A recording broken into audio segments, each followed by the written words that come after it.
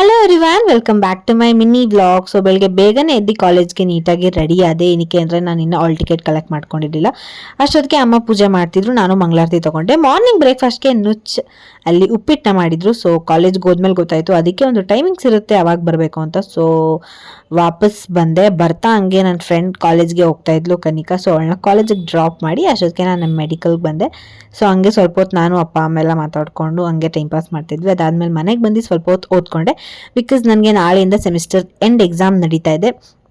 ಅದಾದಮೇಲೆ ಮಧ್ಯಾಹ್ನ ಊಟಕ್ಕೆ ಅನ್ನ, ರಸಮ್ ಮತ್ತು ಕರ್ಡ್ ರೈಸ್ ಎಲ್ಲ ಮಾಡಿದರು.